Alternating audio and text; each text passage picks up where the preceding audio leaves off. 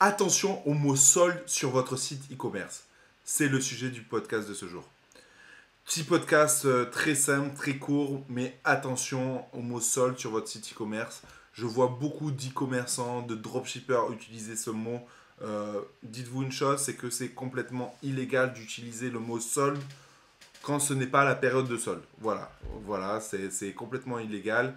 Et pour en avoir fait l'expérience auprès de la DGCRF, ben voilà, moi j'ai eu une remise à l'ordre sur de nombreux de mes sites il y a quelques années parce que j'avais employé le mot solde sur les sites alors que ce n'était pas la période de solde.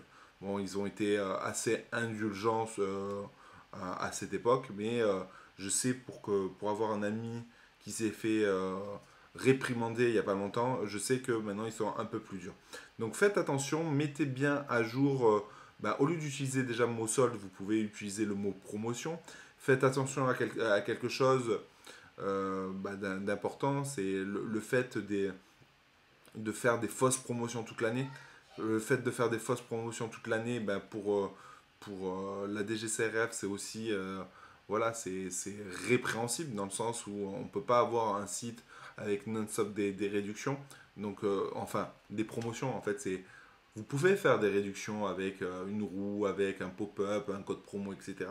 Mais c'est le fait qu'il y ait un chiffre barré, un autre chiffre. Ça, toute l'année, si la DGCRF s'amuse à comment ça s'appelle, faire des screens à chaque fois, tous les mois, toutes les semaines, ou voire même tous les jours, vous pouvez être réprimandé par rapport à ça. Pensez aux mentions légales, pensez à bien mettre vos informations de mention légale. Si vous mettez un numéro surtaxé, pensez à mettre aussi dans les mentions légales un numéro, dans les conditions générales de vente, un numéro non surtaxé, parce que on ne peut pas mettre qu'un numéro surtaxé. Je l'ai vécu, je sais que tu peux être, voilà, tu peux te faire taper sur les doigts à cause de ça.